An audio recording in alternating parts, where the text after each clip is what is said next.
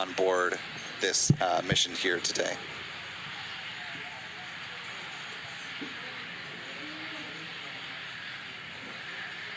SpaceX obviously loves to lay into puns and jokes where it makes sense, and the pie decal is probably one of my favorites that they've come up with so far.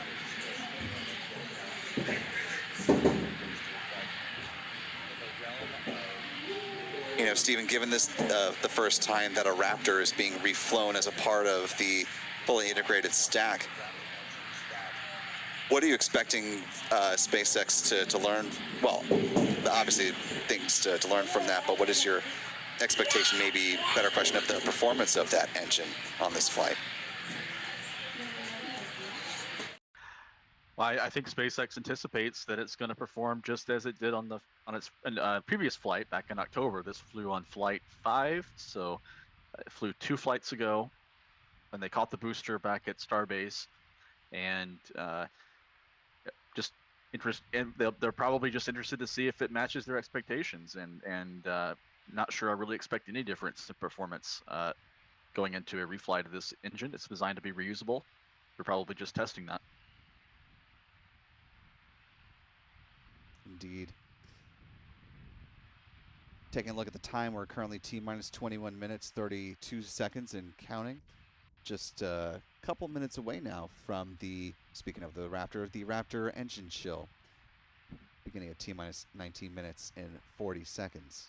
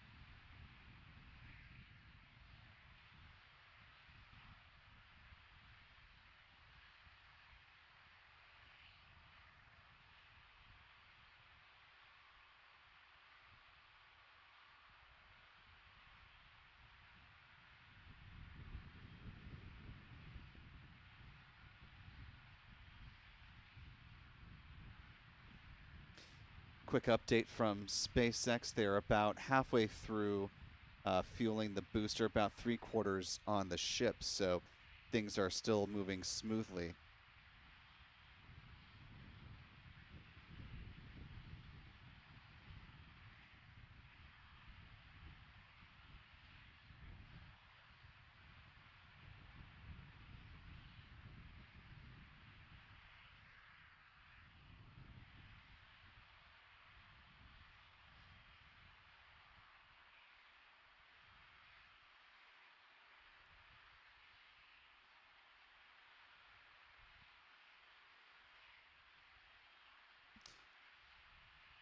Now T-minus 19 minutes, 17 seconds and counting. The Raptor engine chill is underway. Quick question from the Gypsy King, asking if this is going to be an orbital flight and re-entry or just flying around and then re-entry. At this point, SpaceX is just doing suborbital flights with its Starship rocket. Good question.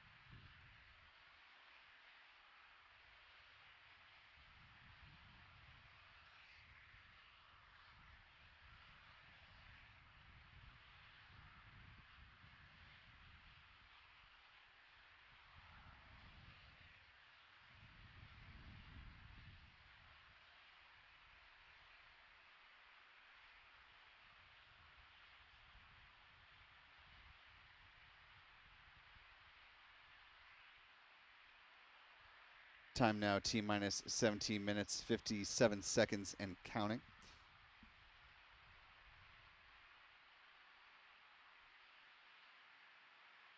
This view from Lab Padre, who is at the rocket ranch right now.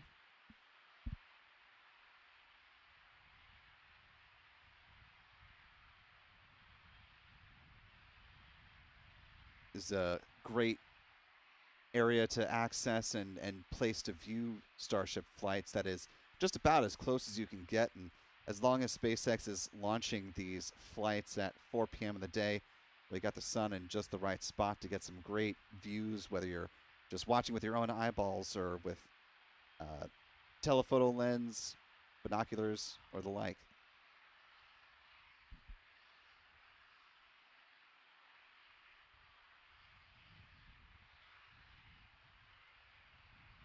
Want to give a big tip of the hat to all the folks who manage the Rocket Ranch for allowing us to be present, live stream, bring you these great views from the Rocket Ranch.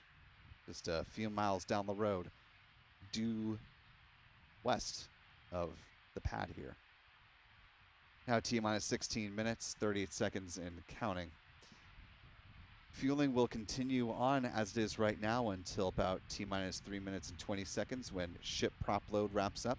That'll be followed 30 seconds thereafter by the booster prop load concluding.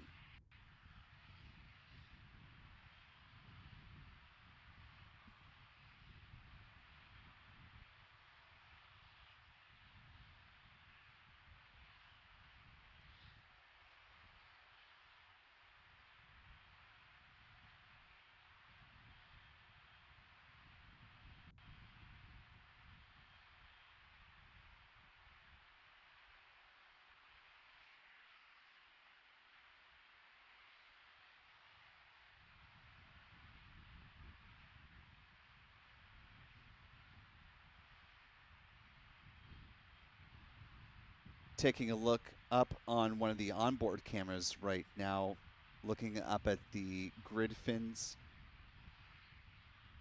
and the aft flaps on the ship upper stage. You can also see one of the chopstick arms that'll be used to grab the super heavy booster when it makes its way back towards the launch and landing tower.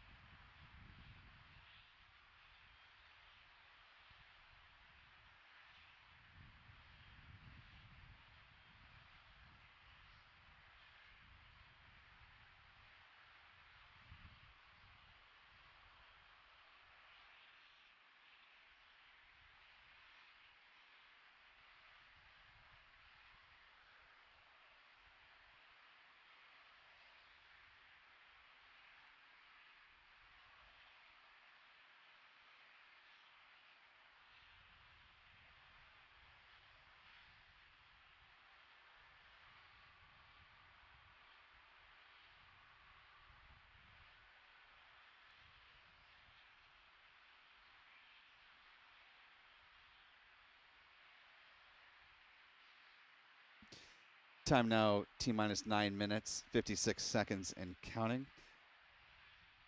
As we're less than 10 minutes away, getting close to the point of liftoff, let's go ahead and talk about what we'll be seeing in a nominal flight of Starship Flight 7. Liftoff of the full stack is set to begin at T plus 2 seconds. About a minute after that, the rocket will pass through max Q, or the point of greatest aerodynamic pressure on the vehicle. We'll then hit MECO, which here for a Starship flight is most engines cut off on the Super Heavy booster.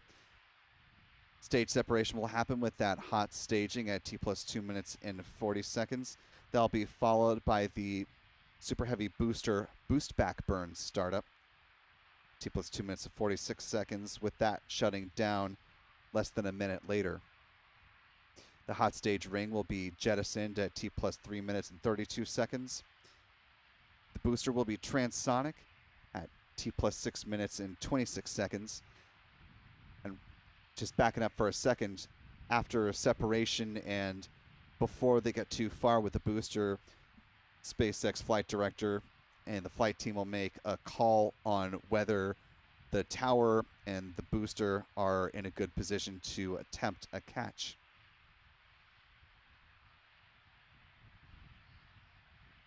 T plus 6 minutes, 35 seconds, the booster landing burn will start up, assuming a call for the catch is made. The booster landing burn will conclude at T plus 6 minutes, 55 seconds, with hopefully a catch at the tower just before that 7-minute mark. T plus 8 minutes, 53 seconds is when the Starship engines cut off on the upper stage.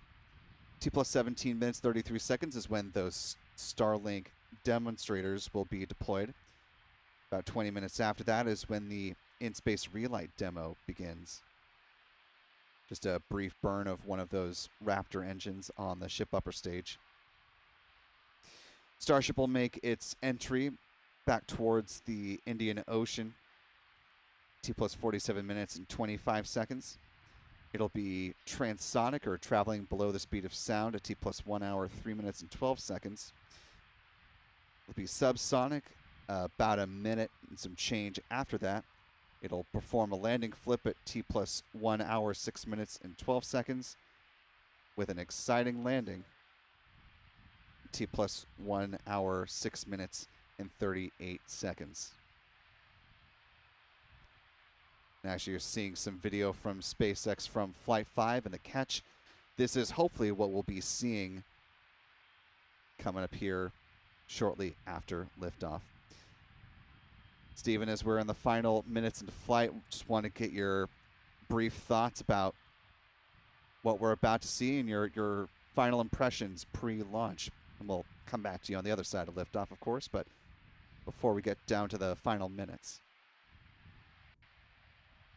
Yeah, well, I'm just excited to see another flight of Starship, and SpaceX is about to break its own record for the world's largest rocket by roughly 6 feet or a couple of meters, since this vehicle is a little bit taller than the last one. So a new record will be set. That is a bit of trivia there, but most importantly, interested to see how the Raptor engines perform, the one that's being reflown, as well as the entire set of engines, and the heat shield during the Starship reentry, I think, will be something to watch.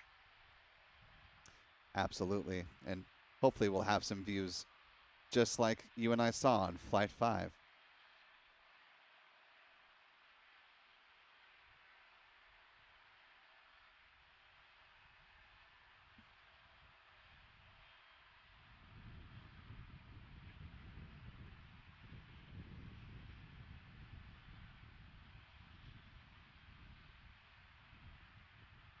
Now T minus 5 minutes, 25 seconds and counting. We are almost done with the fueling on the ship upper stage and the Super Heavy booster down below. Ship prop load set to wrap up at T minus 3 minutes and 20 seconds.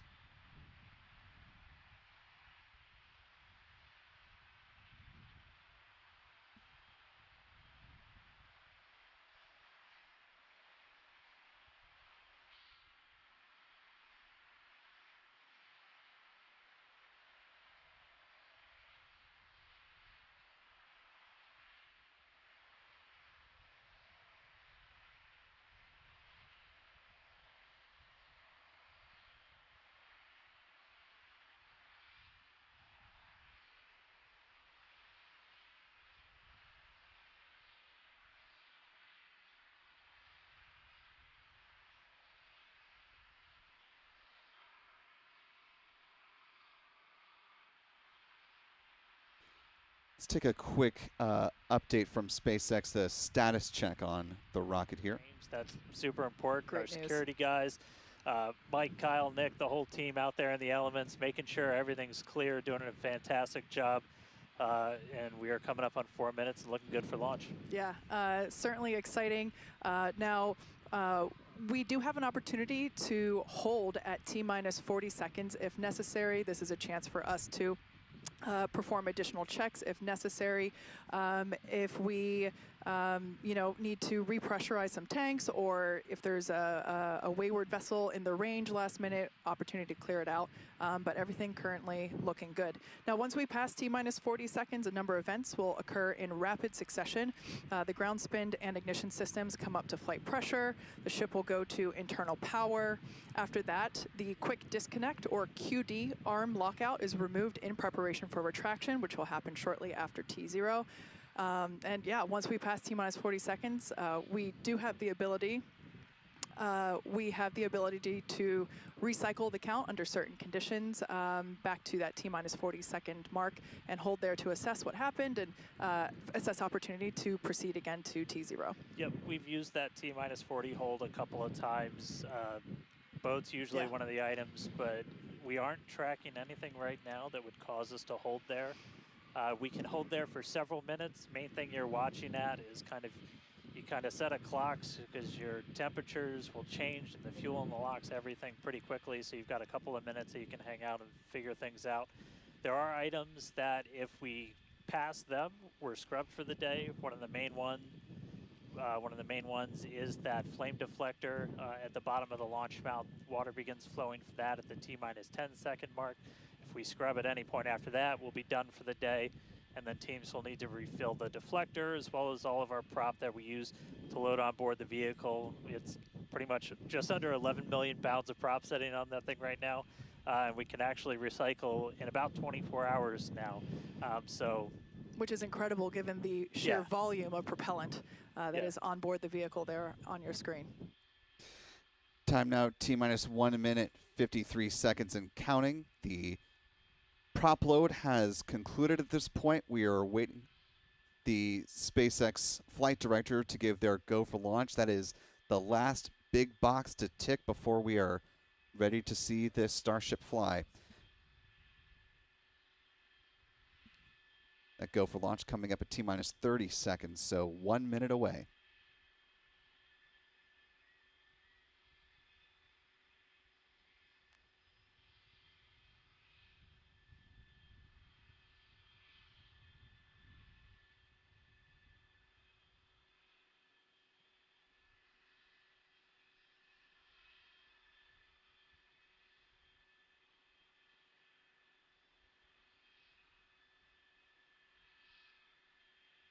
T-minus 1 minute and counting.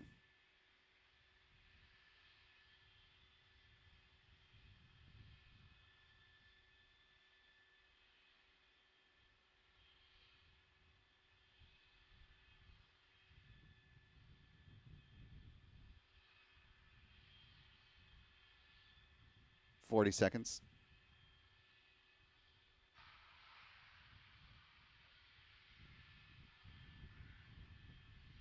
30 seconds.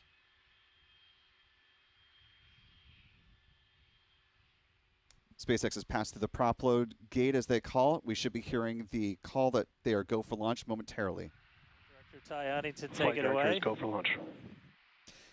And we are now just a few seconds away. Here we go. 10, 9, 8, 7, 6, 5, 4, 3, engine ignition, 2, 1, and liftoff of Starship on Flight 7. The ascent of Starship on its 7th test flight. It has cleared the tower.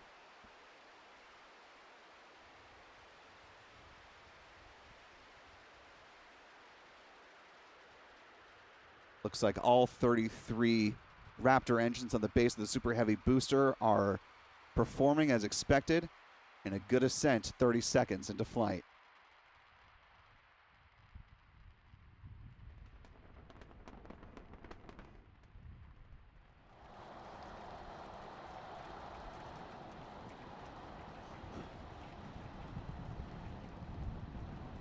All right, we're more than 30 seconds into flight. Telemetry showing 33 out of 33 engines as it's pitching downrange.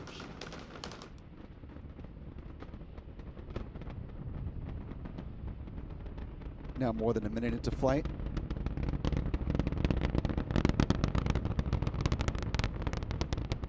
Vehicle passing through max Q, the point of greatest aerodynamic pressure. Coming upon a few events in fairly rapid succession here. We'll see booster most engines cut off for Miko. T plus 2 minutes 32 seconds. That'll be followed by a hot staging, and the super heavy booster boost back burn will start at T plus 2 minutes and 46 seconds.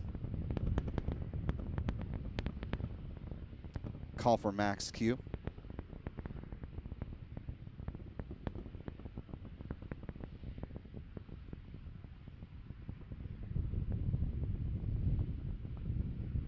SpaceX launch teams are doing their necessary checks to ensure that the tower is ready to support a catch of the Super Heavy booster.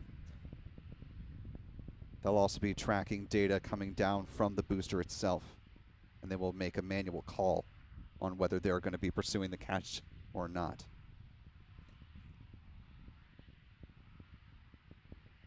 Less than 20 seconds away to Miko.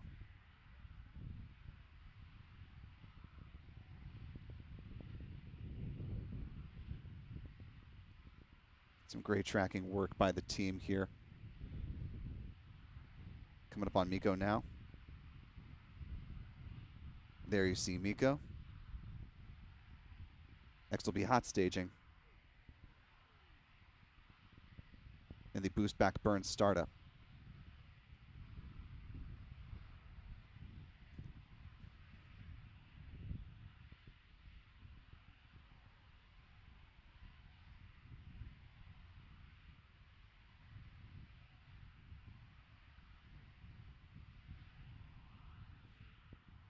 We're awaiting the call that they are confirmed go for catch.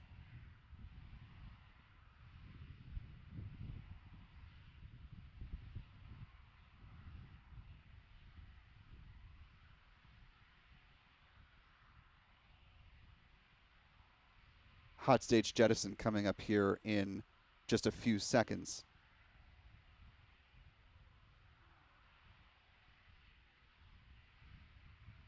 That hot stage range should be jettisoned right now.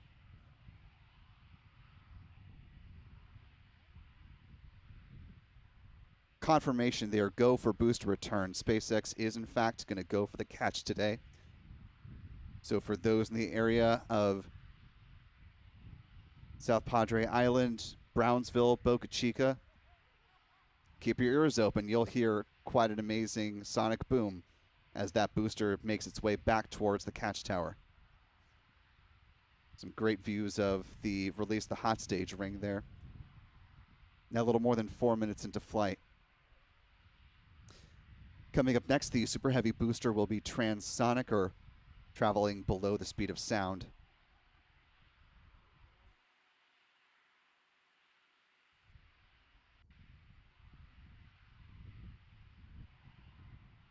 With the completion of course, the boost back burn, the landing burn will begin at about T plus 6 minutes and 35 seconds, less than 2 minutes from now.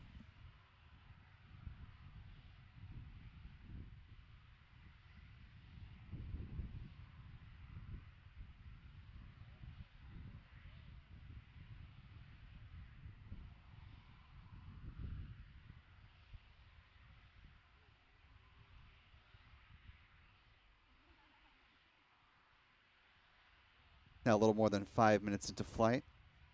Great view of the ship upper stage as it continues on with its first burn. If you take a look back at our tracking camera, you can actually still see that hot staging ring. It's the little white dot just beneath the booster there at the top of the frame.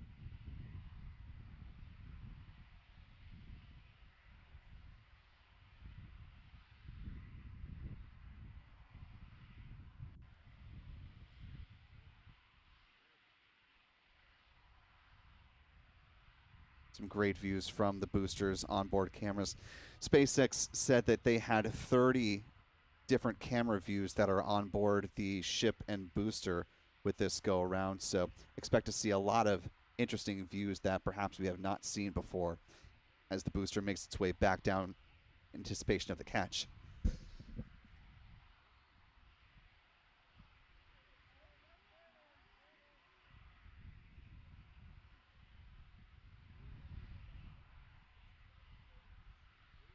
Great view of the booster that's coming back on the tracker.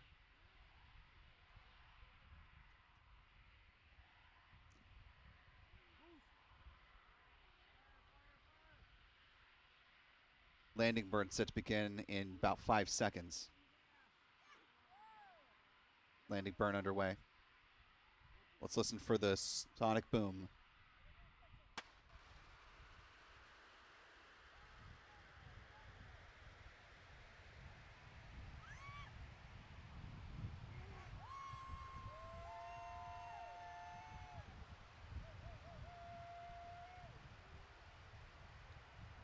And it looks like a good catch of the Super Heavy booster for the second time.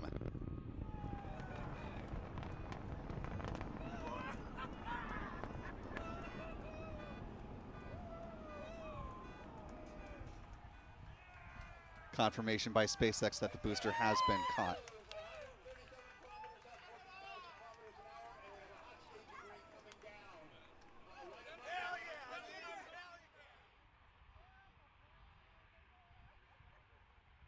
Big congratulations to SpaceX for on attempt number 3 and for the second time catching the Super Heavy booster back safely at the tower in the arms of the chopsticks.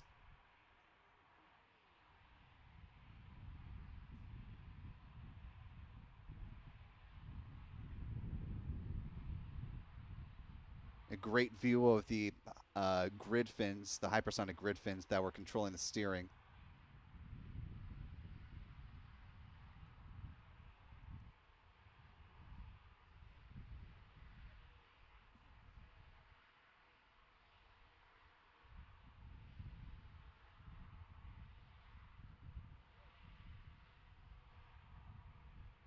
And as the Super Heavy booster has been caught, ship upper stage still soldiers on.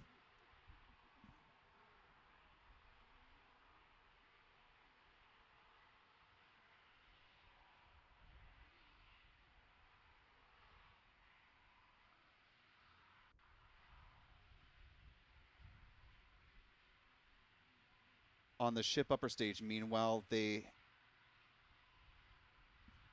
only appear to have one of the Raptor vacuum engines that is still igniting right now.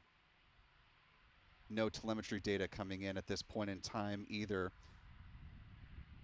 At this point in the flight, the engine shutdown should have happened, so there shouldn't be any of the Raptor engines still showing as ignited. Might just be an issue with telemetry just coming down, that ship might still be okay, just not receiving good telemetry data at this particular moment. Commentators confirming that they are also waiting to hear the status of ship.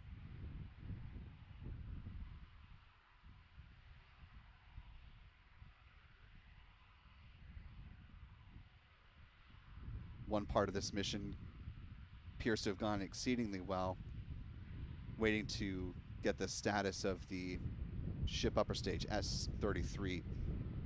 Notable, this was the first Block 2 version of the ship upper stage.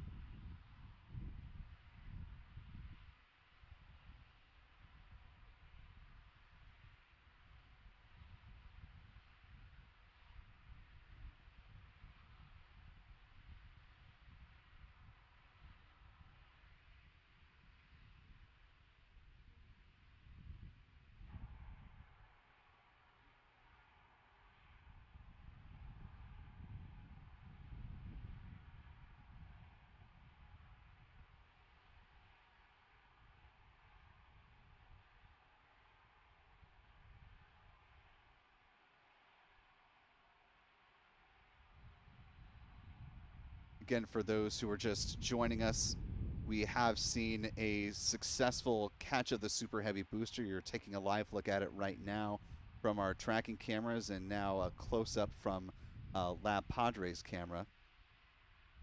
However, we are still awaiting the status of the ship upper stage as the telemetry data froze a little bit into the flight.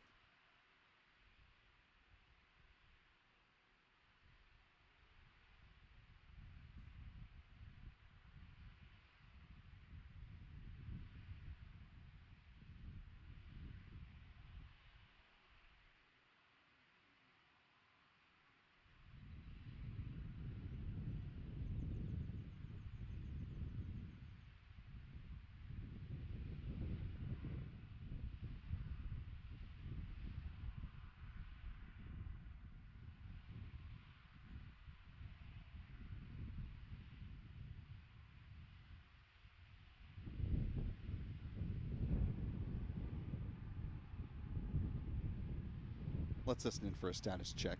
Have comms with the ship, so trying to figure out exactly when that happened and exactly what happened. So obviously the flight controllers right now going through their data, looking to make sure it's not anything instrumentation on the ship, but actually try and get us a status. So again, we're gonna keep listening in on this. We'll give you an update as soon as we have a little bit more. So for now, stage 1 back in the tower, waiting to find out a little bit more about stage 2.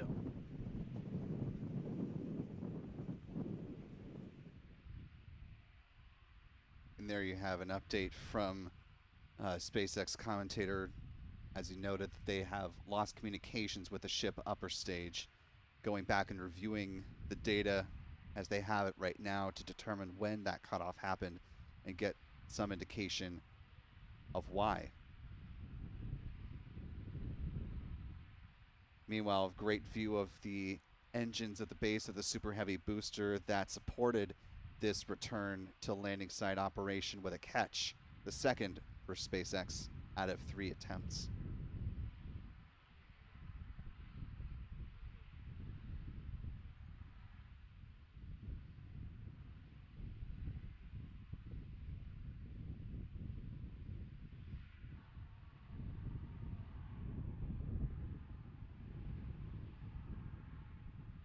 Let's listen back in. We caught a booster, but we are still waiting to find out a little bit more on the ship. So it had successfully separated. We did that hot staging maneuver. We did see all 6 of ship's engines on the way uphill during its ascent. But as we were getting to the end of that ascent burn, we saw engines dropping out on telemetry, and we have since lost contact with the ship. So again, we're still listening in on the loops, trying to figure out how much we can get right now. But again, stick with us. We'll bring you updates as soon as we hear them. Really exciting. We were able to catch the booster today. Obviously, we want to get the ship all the way over to the Indian Ocean. May not be able to do that at this point, but we'll give you some updates as soon as we hear a little bit more about the ship. For those that didn't catch earlier, this was a new version of the ship. This was its debut flight. So a lot of learnings here for sure as we continue to tune in and listen in with the teams and try to gather more information to understand where we stand with the ship. But as Dan mentioned before, teams are trying to make sure that it's not an instrumentation error. We want to find out if it's, did we just lose communication or did something else happen with the ship? So teams are actively working, trying to figure out what we can find out, and we're continuing to listen in and find out more information to share as we can. But as we said before, and you can see it there on your screen, what a beautiful, beautiful sight to see another booster back at the launch tower. That was successfully caught just minutes ago after sending the ship off into space, and having seen it for the first time with my own eyeballs in person, it was pretty awesome. And yeah, the thunder-like sonic boom was really fun to experience. Yeah.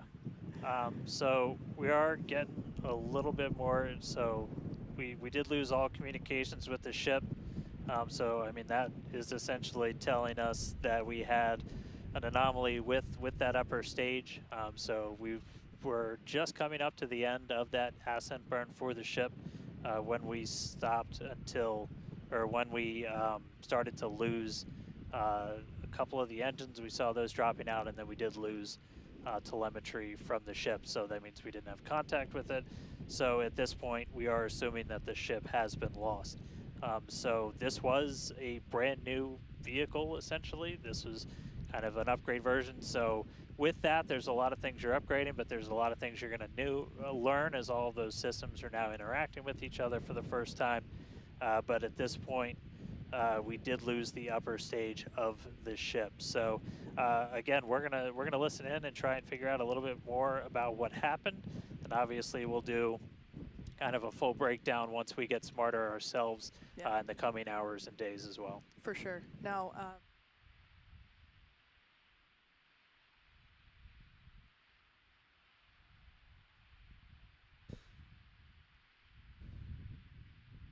now 17 minutes post liftoff, as you've been hearing from the SpaceX commentators, the ship per SpaceX has been lost after they had lost communication. Just reviewing the timeline here, the telemetry data froze at about T plus 8 minutes and 27 seconds with just one of the single outer stage engines showing that it was still lit. Just going back and looking at some of these milestones here, the telemetry data from what was provided by SpaceX on screen showed the loss of a center engine about T plus 7 minutes and 40 seconds. Then you saw another center engine go out at T plus 8 minutes and 3 seconds, an outer engine at 8:04, another outer engine at 8:18, and the last center engine at 8:23 post liftoff. Want to bring in Stephen Clark, space reporter at Ars Technica, back again with us, who's been watching this all unfold with us live. Stephen, it's sort of tale of 2 points of success and 1 point of disappointment. Let's start with where things went right with the catch of the Super Heavy booster. You know, this also featured the reuse of a refurbished Raptor engine. We've still got it supported out there at the tower. Your thoughts on just that part of the mission? Yeah, Will, it was remarkable to see the booster come back and be caught again by the Mechazilla arms at the launch tower. That's 2 for 2 now. When they've tried to actually bring the booster back to Starbase, they've caught it both times. So that's a good feather in SpaceX's cap going forward. They seem to have got that down, so to speak. Probably more still to be tested and demonstrated to gain confidence going forward with the catch. One thing with the booster, a couple things with the booster I guess I noted were during the boost back burn, one of the Raptor engines appeared to not be firing, but the engine or telemetry display on SpaceX's webcast during the landing burn showed it firing. So not sure if that was a glitch or hiccup on the telemetry or the webcast, or if one of the engines had failed during the boost back and somehow worked during the landing burn. Interested to see how SpaceX describes that. And then the other thing I noted that I don't remember seeing back in October on the last catch was the booster seemed to be swinging a little bit on the catch arms. I don't remember seeing that back in October, and just interested if if there was something missed, or perhaps it's the wind or something like that, and perhaps it's entirely expected, but I just don't remember seeing it back in October. Yeah, those are both really good visual catches there. We definitely noticed that it had a little more swing to it this go around. I'm sure that is, as is the case with everything that's happened with this flight, something that SpaceX will certainly be looking at in great detail, especially with the engine as you saw it. Let's turn now to the not so great part of the flight, the apparent loss of the upper stage, as SpaceX is reporting that telemetry data was lost, and by all accounts the upper stage was lost at some point as well. Obviously, we can't know with any definitive certainty what caused it to go awry, but I guess, remarking on one thing that Kate Tice mentioned in the broadcast remarks, is that this is the first Block 2 upgrade of the ship upper stage, and in its first outing, it suffered a similar fate as Block 1. It didn't make it very far, and certainly not all the way to the Indian Ocean, far from it. Yeah, it was still over the Gulf of Mexico at the time that the telemetry was lost with the ship. So you noted the times, I noted the same times of those various events. You know, T plus 7 minutes and 40 seconds or so when the first engine appeared to shut down, according to the telemetry display on SpaceX's video, followed by more engines shutting down, and then total loss of signal about just short of the 8.5 minute point of the flight.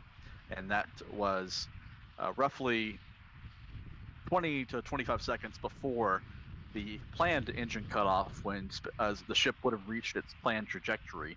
So whatever happened to the ship, we're at T plus 21 minutes now. I'm guessing it's actually still in flight, the ship or the debris from any sort of mishap, and will be coming down. Have to refer to someone like Jonathan McDowell or somebody to plot out exactly where the debris may fall, but I would guess perhaps the Atlantic Ocean, eastern South Atlantic, or even Africa. But I'll leave that to someone smarter to determine where the debris may fall from the ship.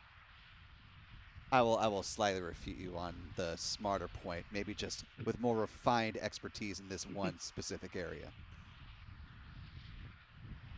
That's fair. I'm actually checking his X feed right now to see if he has any thoughts on it. While you're doing that, I was just going back to see if I can find information about the launch license that was approved for Flight 7.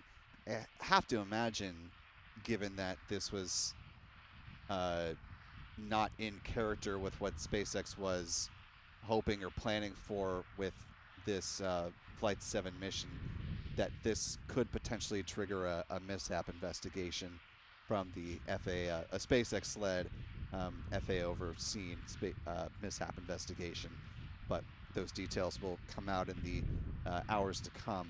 Of course, we're currently just at the top of the hour, 6 p.m. here on Thursday, so may or may not get word from the FAA at this late hour, although I believe they may be reachable at this point. Anyway, we'll do some of that reporting in the hours and days to come. Given that the SpaceX webcast, though, is still live at this point in time, we could infer from that there may be an additional update from the SpaceX commentators on either the status of what happened with the ship upper stage. Actually, let's listen in. Going to stick around as we were checking in on the status of the ship. At this point in time, we can confirm that we did lose the ship. However, Starship, the total vehicle, did have an on-time liftoff at 4:37 p.m. Central Time from the launch pad just behind us at Starbase Texas. Gorgeous ascent and successful stage separation. The booster pushed the ship off, and the ship disconnected during that stage separation. The booster came back for a successful, the second ever booster catch at the launch tower, which was pretty incredible to see. Yeah, it was great to see the booster come down, but we are obviously bummed out about ship. It looked like we lost contact with it a little under 8.5 minutes into flight. That's roughly when you start to get to that main engine cutoff. We obviously need to go through all the data. It's going to take some time. In the next hours, days, we're going to figure out exactly what happened, come back, fly the next one, get even farther. Reminder, it's a test. It's a flight test. It's an experimental vehicle.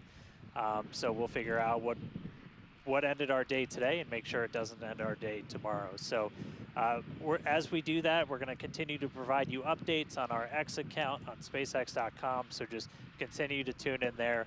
As we learn what happened, we'll be ready to share it.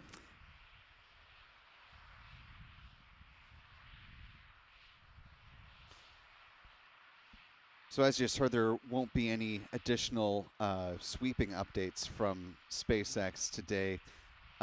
Steve, I'll bring you back in here before we go ahead and close out our webcast. I was just reviewing the FAA's statement when it issued the launch license extension for Flight 7, noting, and I'll read this last line verbatim here, quote, mishap investigation will not be required for an uncontrolled entry provided there was no serious injury or fatality, no damage to unrelated property, and no debris outside designated hazard areas. I think that last part, and I'm Yep. curious on your read on this, but, you know, I'm guessing, you know, and someone like a Jonathan McDowell may be able to more definitively identify where the, you know, literal pieces may fall, and metaphorically as well, but I think this may be our indication of whether or not this particular loss of the ship may in fact trigger a mishap investigation. What are your thoughts? Exact same thought, Will. I was about to say that Do you last see part. some fire? I'm sorry to cut you off, Stephen. We are seeing a little bit of fire here on the super heavy booster now. Not sure if that was intentional or not. Just odd timing. We're going to keep an eye on this, and I may have to cut you off if there's obviously something more decisive that happens, but just want to note for our audience, we are seeing that flame at the base of the super heavy booster just been above the engine section. It's a little bit hard to see at certain points because of the lighting if it's still burning. We're adjusting some of our other cameras to see if we can get a better view.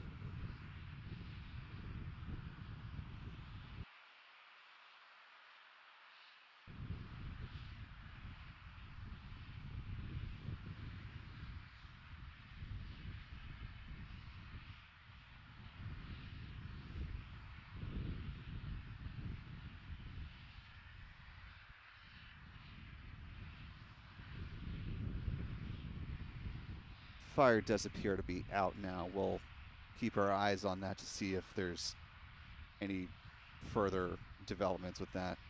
But Stephen, going back to the FAA's characterization of what would lead to a mishap investigation, or what they describe as what would not be required, or what would not trigger a mishap investigation, but your thoughts on that? Yeah, I was just going to agree with you. That last part is probably what is going to trigger the mishap investigation. You know, debris falling outside of the hazard area, and you know, falling over the Atlantic Ocean potentially. Hopefully, didn't fall over land, and you know, unlikely. Even if it fell over land, unlikely it would damage property or harm someone.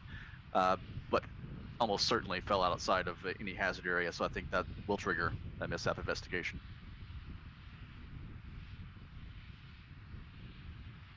So, as Stephen Clark was just talking, I was talking with Stephen Young off mic about the last time that there was rapid unscheduled disassembly, or a RUD, if you will, of the ship upper stage. As the ship makes its ascent, it crosses in between the Straits of Florida, around Florida and Cuba, and so possibly, depending on exactly where the breakup happened and where those pieces of debris may fall back down, that could be potentially an area of investigation as well. Obviously, since this is not part of the SpaceX predicted flight plan, would not be overly shocked to see a mishap investigation be triggered by this, but we will be reaching out to the FAA and work to get you, our audience, a definitive answer on that. So look for further updates in the coming hours.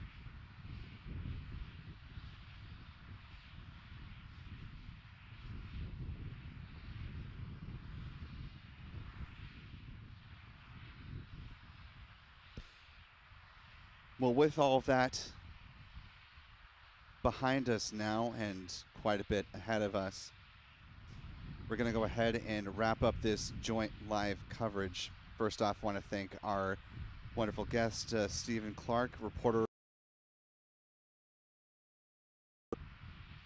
Obviously, they can go to the website, Stephen, but for folks that want to follow your work in various spots, where else can people check out what you've got going on?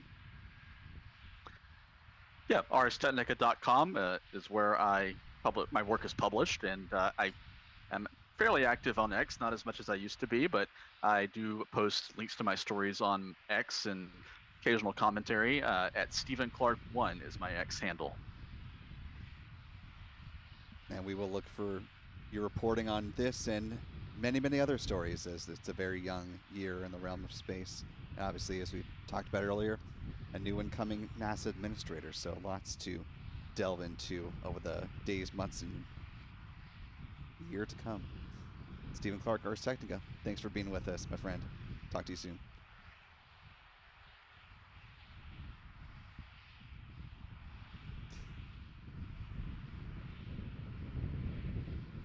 As we're bringing this live coverage to a close, want to thank the broad teams who make Lab Padre and Spaceflight Now possible.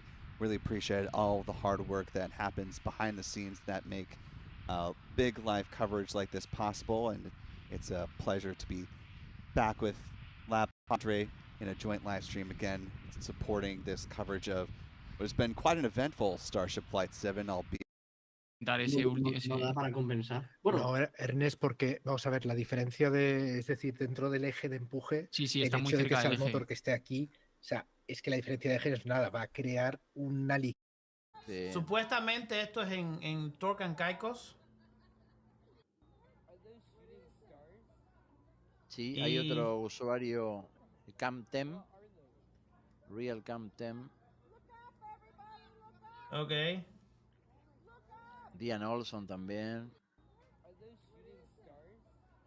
Sí, todos coinciden, ¿eh? Qué locura. Sí, parecen ser, por supuesto. Sí, y todos están comentando el tema del fuego en la nave en el 756, por ahí. Sí, que todo parece eso, sí. haber sido esto. Sí, sí. Qué locura. Qué locura. En verdad.